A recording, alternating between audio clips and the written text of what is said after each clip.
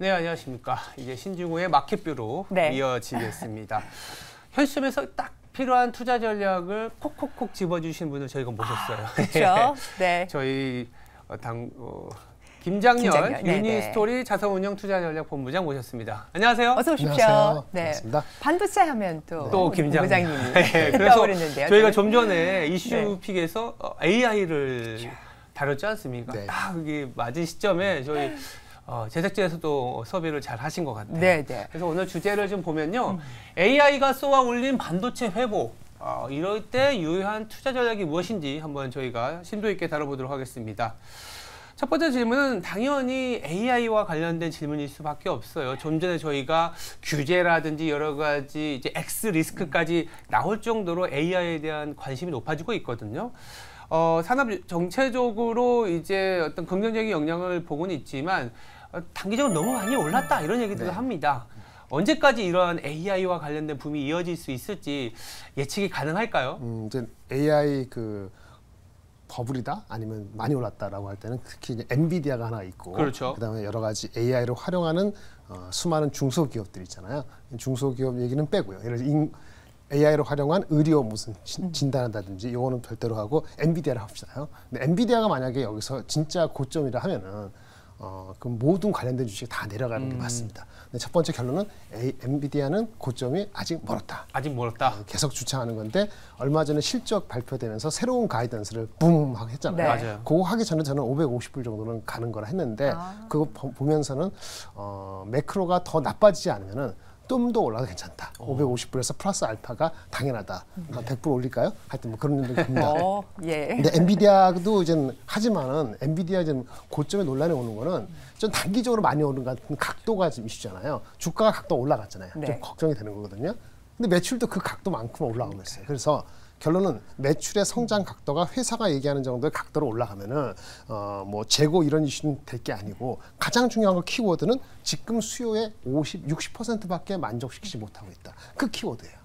그 말이 사라지면 좀 점점 만족시키고 있어요라면은 서플라이가 된다는 얘기거든요. 그러면 엔비디아는 그 다음에 수요에 대한 얘기를 해줘야 되는데 지금은 수요의 60%밖에 충족 못한다는 거죠. 그만큼 수요가 좋을 수도 있고 그 다음에 서플라이 체계에서 TSMC라든지 뭐 제품이 준비가 안 돼서 뭐가 됐든 간에 엔비디아 이슈가 되는 게 아니다는 거고.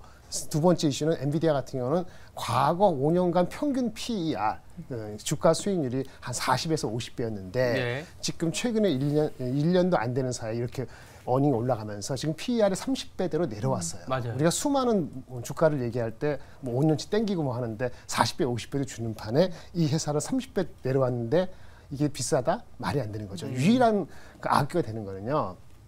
20년 전에 우리 신중호 센터장님도 그때 계시는지 정확히 모르겠습니다만 그 시스코가 맞아요. 그 피크를 이룰 때 PSR, 세일즈 볼륨 대비했을 때 한 25배까지 갔을 때 피크 쳤는데 우리가 지금 세일즈 볼륨으로는 한 20배거든요. 왜? 얘네는 세일즈 볼륨보다 이익이 좋으니까. 그렇죠. 이익이 좋으니까 PSR은 높을 수밖에 없거든요. 맞아요. 근데 PER은 낮단 말이에요. 그래서 그런 측면에 봤을 때 시스코하고 똑같지 않기 때문에 결국은 엔비디아는 논란의 여지가 아니다라고 보고 그게 돼야지 삼성전자 하이닉스도 버틴다 이렇게 말씀을 드리겠고요. 근데 근본적으로 엔비디아도 뭐죠? 종속이죠. AI가 잘 개발돼서 우리가 편하고 써야 되잖아요. 그래서 가장 중요한 건 우리가 얘기하는 무슨 뭐 챗GPT 뭐고 간에 이 플랫폼이 완성도가 높아져야 돼요. 그건 엔비디아가 하는 게 아니죠. 누가 하죠? 마이크로소프트하고 그렇죠. 구글로 대명사들은 이런 플랫폼 소프트웨어 만드는 회사들이 서로 간의 경쟁이 중요해요. 그래서 앞으로 보실 거는 구글하고 마이크로소프트 이런 업체들 걔네들이 새로 내오는 생성형 이렇게 이 소프트웨어 플랫폼이 얼마나 계속 경쟁이 하느냐. 경쟁 뉴스 나오면은 수요가 좋아진다고 봐야 되는 거예요. 그게 가장 중요한 거고요. 그다음에 아까 그 엔비디아가 만들어서 파는데 수요를 못 맞춘다 그랬으니까 TSMC 포함해서 삼성 하이닉스의 물량이 제품이 제대로 만들어지는가 경쟁할 수 있는가 이런 것도 좀 보실 필요가 있는 거죠. 이 정도로 말씀드리면 엔비디아는 뭐 악유가 되지 않을 것 같습니다. 아, 좋습니다. 지금 지난 분기 실적 슈퍼 서프라이즈 어닝을 발표하기 전에 목표가가 550 정도로 엔비디아를 보셨는데 이제는 한 2배 정도 더 보시다. 두 배는 아니고 네. 이거 지금 올라가 있으니까 한 $800 600불 네. 중반 정도까지는 아, 그래요? 무리가 없을 것 같아요. 월급에서 뭐 $800도 나오고 네, 뭐 그거는- 그러더라고요. 그러니까요. 그래서 내년까지인지 여쭤봤습니다. 내년까지인지 그러니까 이제 모르겠는데 수요가 네. 엄청 많은데 엔비디아는 만들면 만들수록 이익이 나오는 기업이다라고 네. 하면서 거기에 더 밸류에이션 줘야 되는 거 아니냐 맞아요. 이렇게 얘기들 하더라고요. 과거 평균 정도만 가면 650불 정도 나오는 거고요. 만약에 매크로가 지금 금리가 내려간다든지 아까 말한 그 마이크로소프트 구글이 해갖고 플랫폼 완성 높아지면은 수요가 더 많이 늘어나잖아요. 생성 이런 게 늘어나면은 그럼 멀티플이 과거 평균 40, 50불가 아닐 수도 있으면 그러면 800불 이상 갈 수도 있겠지만 그러겠네요. 현재로서는 일단 700불 가까이 600불 후반대나 목표 주가는 무리가 아니다라고 네. 말씀드리겠습니다. 네, 지금 실적뿐만 아니라 공급단의 이슈도 좀 짚어주셨습니다. 관련해서 AI 또 반도체, 메모리 반도체 하면은 HBM을 떠올릴 것이고 우리가 이제 10년 전부터 SK 하이닉스가 공격적인 투자를 해서 네. 현재 지금 굉장히 탄탄하게 관심을 받고 있습니다. HBM의 시장 판도 어떻게 보고 계십니까? 그러게요. 근데 얼마 전에 그 한 2주 전인가 그 AMD 아직 유치원 났습니다만은 AMD한테 삼성전자가 콜을 받아서 공급한다 이런 얘기 살짝 나왔었고, 근데 AMD의 위치는 뭐 10%밖에 안 되니까 그렇게 넘어갔는데 이제 엔비디아에 이제 공급한다 이렇게 콜이 돼서 그게 맞다고 가정하고요. 삼성이 부정을 안 했기 때문에 그러면은 이제는 어떻게 될까요? 삼성이 가장 강점인 HBM이 있고 동시에 파운더리 패키지 다 할 수 있다는 거잖아요. 그게 정확히 딜이 어떻게 되고 있는지 모르겠어요. 그러니까 HBM만 하이닉스만 주지 말고 우리도 좀 줘요라고 해서 된 것인지 턴키, 네. 아니면 턴키까지 진짜 된 것인지 턴키로 되게 되면은 사실은 마진이 더 높아진 것인지 그렇죠. 아니면 약간 세크리파이스 약간 줄이면서 간 것인지 모르지만 어쨌든 HBM 자체만 보면은 예를 들어서 엔비디아가 지금 100을 쓰고 있어요. 근데 삼성전자 하이닉스가 다 가지고 있어요. 내년에 수요가 더블된대요. 그럼 100이 200이 되잖아요. 그런데 하이닉스가 70%만 가져간다. 100이 아니고. 그럼 어떻게 되죠? 200 곱하기 7 하니까 140이 되는 거잖아요. 그러니까 하이닉스는 100에서 140이 되는 거고. 그다음에 늘어나는 100에 삼성전자가 30%를 가져가면은 그쵸? 이렇게 되는 거잖아요.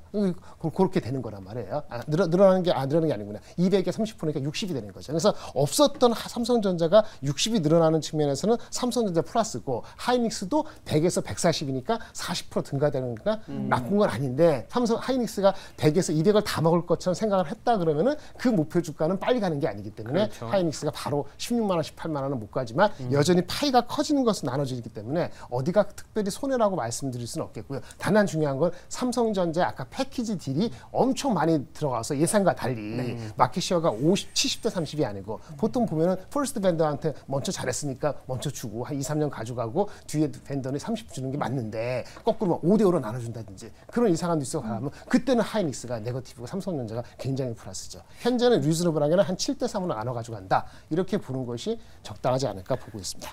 SK 하이닉스 주가를 말씀을 주셔서 제가 지금 질문 하나 더 드리고 싶은데요. 최근에 삼성전자가 네. 이렇게 단기적으로 좀 급등 나오면서 이게 단기 로테이션이다, 순환매 성격이다 네네. 이렇게 보는 분들이 더 많은 것 같아요. 뭐 여러 가지 좀 정황상 추세적인 상승은 좀 어렵지 않겠느냐 이런 관점에 대해서는 어떻게 보십니까? 국내 투자가라면 아마 그런 느낌이 받으실 것 같아요. 왜냐하면은 하이닉스가 더 앞서 있다는 게 좀 뇌리에 박혀 있었고 삼성전자는 무겁고 하니까 하이닉스 가져가고 일부 소부장제 가져가면 오케이였거든요.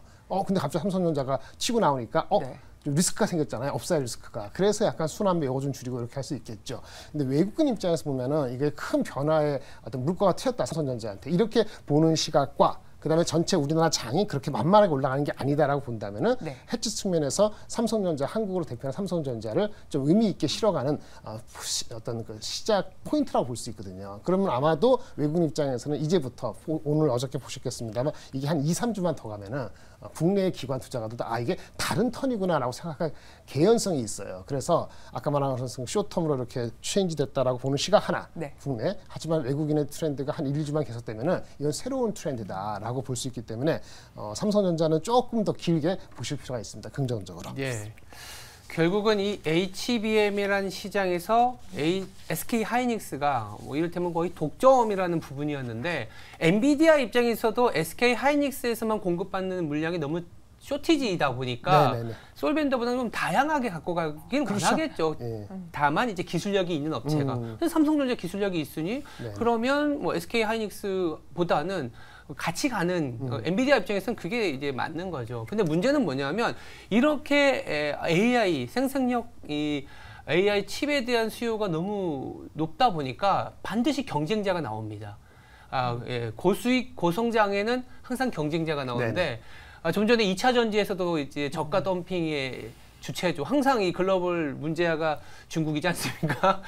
중국도 이 HBM 시장에 뛰어들고 있다. 뭐 이런 얘기들이 나오고 있는데 물론 이제 기술력이 뒷받침이 돼야 되긴 하겠지만 아무래도 이 저가 공세에 다소 떨어지는 기술력이기 때문에 좀 이 MS가 잠식될 가능성이 없지 않아 있거든요. 이 부분에 우리나라 기업이 먼저 걱정할 부분은 아니지만 MS 측면에서 그리고 성장성이 있는 산업이지만 경쟁자가 나온다는 측면에서 또 어떻게 바라봐야 될지 궁금합니다. HBM은 아직은 아닌 것 같아요. 아직은 이제 아니다. 우리 HBM은 삼성전자, 하이닉스가 대충 4대 4대, 5대 5대 이렇게 하고 거의 그죠. 끝자리에 지금 마이크론이잖아요. 근데 여기 짧으니까 그렇습니다만 일반 DDR 그 저가의 DDR하고 GDDR 쌓아서 이제 HBM 만든 건데 그렇죠. 얘네들이 LP 로우 파워 DDR도 지금 마이그레이션이 잘 안 되고 있거든요. 중국 그만큼도 기술이 안 되고 있는 그렇죠. 거죠. 거기서도 제가 봤을 때는 양산 기술로 따지면 한 3년, 5년 정도, 3년, 5년 뒤진 것 같아요. 네. 근데 이것까지 아마 한다면은 현재로서 한 7년 뒤졌기 때문에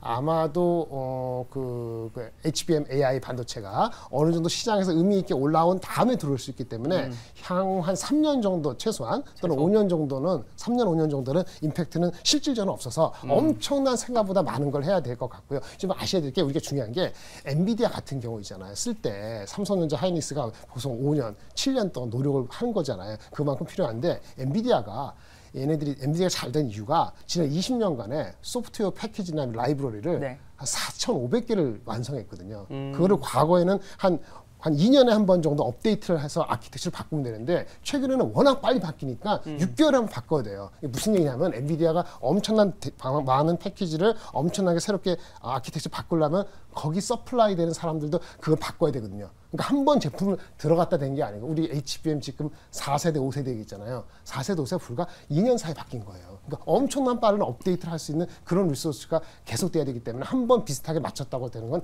아닌 것 같아서 요거는 조금 상당기가 우리나라의 엣지로 남을 것 같습니다. 네, HBM 관련해서는 기술 격차 한 3년에서 5년 정도 본다라고 하는. 3년, 5년 더 걸릴 것 같아요. 더 걸릴 아까 것 말씀하신 같아요. 것처럼 5년, 더 7년. 낮은 수준에서의 디램도 3년, 5년 네. 늦은 건데. 네, 좋게 봐서. 좋게 봐서. 좋게 봐서. 근데 이제 HBM이라든지 적층 네, DM으로 가게 되면 그거보다 더 훨씬 더 걸리죠. 그 이상. 네. 맞습니다. 아, 네.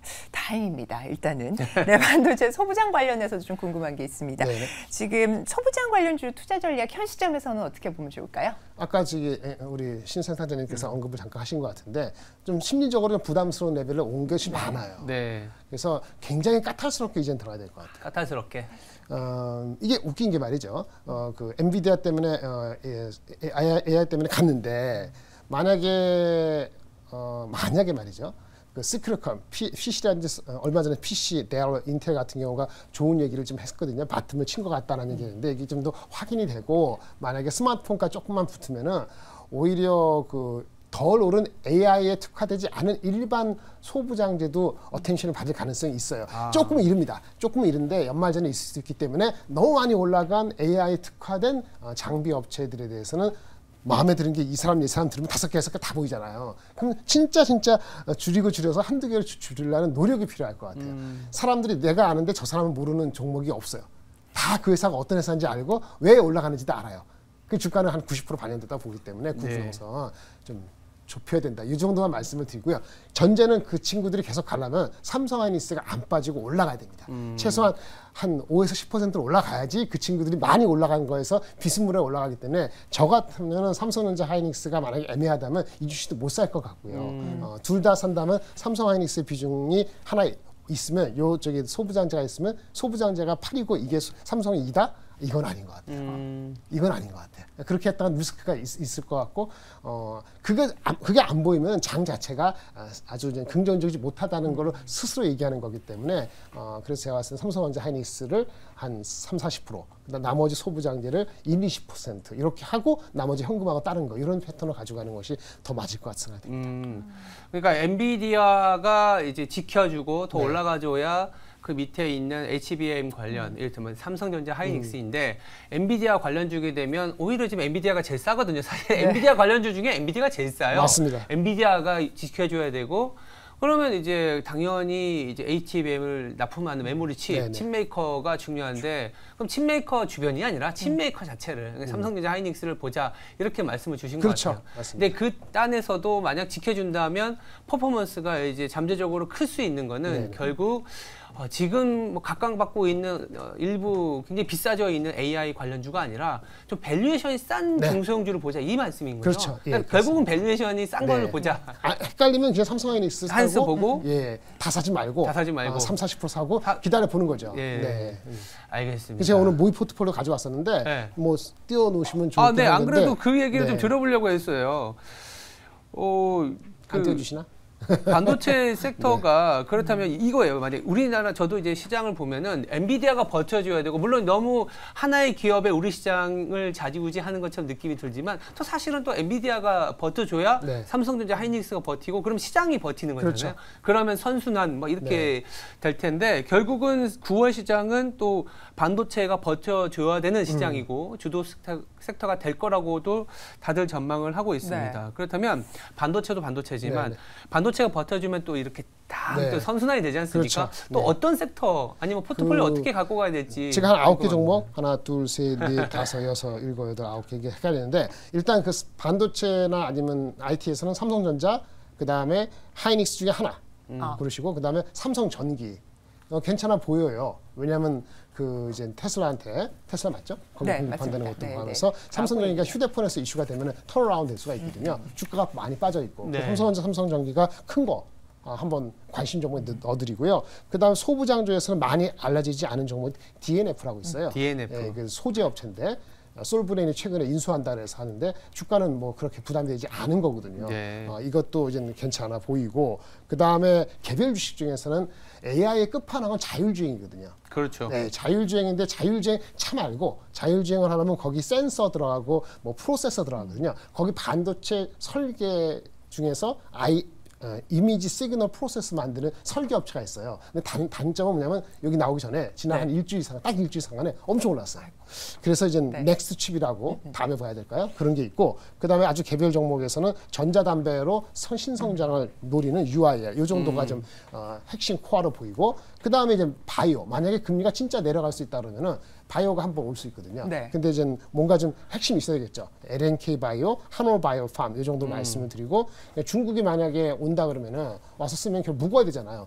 노상에서 잘 수는 없으니까 호텔 신라가 가장 탄탄해 보이고 물론 파라다이스나 이런 쪽이 있을 수도 있으면 벨로티지가 적은 호텔 신라. 맨 마지막으로 전력이라든지 인프라 관련되는 거는 많이 갔어요. 조선으로. 그래서 조정받고 있거든요. 네. 넘버가 확실하고 그다음에 그 수주 잔고가 너무나 확실한데 최근에 조정받은 적이 있어요. 조정받으면 괜찮아요. HD, 현대일렉트릭 이런 종목들은 관심사항에 넣어놓고 취향에 따라서 근데 이걸 다 사라는 것도 아니고 추천하는 것도 아니고 이게 관심이 있더라도 현금은 한 30%는 갖고 있는 네. 것이 트레이딩에 자신이 없으면 30%를 갖고 있어야 된다. 이렇게 좀 보여지고요. 네. 마지막으로 이거는 제 개인 의견이고 제가 소속되는 회사하고 관계없으면 네, 알겠습니다. 투자 고지를 또 해주셨습니다. 네. 뭐 현대 일렉트릭, HD 현대 일렉트릭 전력주도 말씀을 해주셨는데 앞서 바이오 섹터 네. 이야기를 해주셨습니다.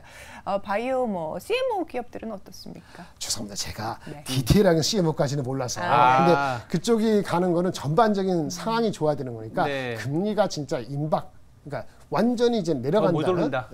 확신이 됐을 때는 그런 쪽도 같이 장을 끌어올릴 수 있는데 아직 확실치 않잖아요. 네. 그러니까 엣지 있는 정도를 하나 한 캔에 둔다는 측면에서 약간의 리스크는 있지만 한올바이오파마나 예를 들어서 이런 종목들을 한두 개 하든. 근데 또 시장에서 이런 게 있어요. 반도체나 큰 기업들이 움직이면 바이오가 또 안 된다. 네네. 근데 한편으로는 근데 최근에 바이오 업계, 아니 제약 바이오 업계 가장 중요하게 떠오르는 게 또 비만 치료제 네. 뭐 이런 부분이잖아요. 네, 그런 쪽 관련된 회사는 또 가겠죠. 뭐 큰 거 종목이 있죠. 네. Y사라든지 뭐 몇 개 네, 있는데, 그렇죠. 예, 근데 여기는 좀 특화된 거니까. 아까 그리고 반도체하고 그 제약하고 반대로 갔잖아요. 네. 맞아요. 근데 주가가 한쪽이 먼저 가 있고 한쪽이 내려갔을 때는 반대로 가는데 네. 지금은 둘 다 별로 안 간 안 상태이기 갔으니까. 때문에 내년도에 반도체가 턴어라운드 되는 근본적인 거에다가 아까 유가가 금리가 내려가면은 바이오가 2년 반 쉬었기 때문에 교집합이 당분간 맞아질 가능성도 있다고 저는 이제 보기 때문에 한켠의 포트폴리오에서 고려하는 것도 괜찮다 이렇게 말씀드릴 수 있겠습니다. 알겠습니다. 네, 마지막으로 9월장에 대한 전략 짧게 한번 여쭤볼까요? 네. 9월장 어떻게 보고 계시나요? 저는 뭐 9월장은 쏘쏘할 것 같아요. 쏘쏘. 지수는 쏘쏘할 것 같고요.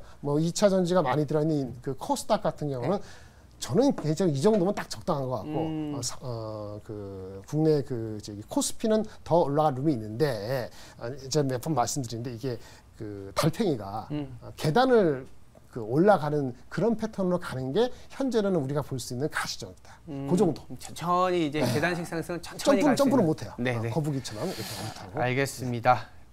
지금까지 AI부터 시작해서 반도체 두루두루 더불어서 살펴봤습니다. 9월 포트폴리오 아이디어까지 자세하게 살펴봤습니다. 네, 김장렬 유니스토리 자산운용 투자전략 본부장이었습니다. 네, 감사합니다. 네, 감사합니다. 네, 감사합니다.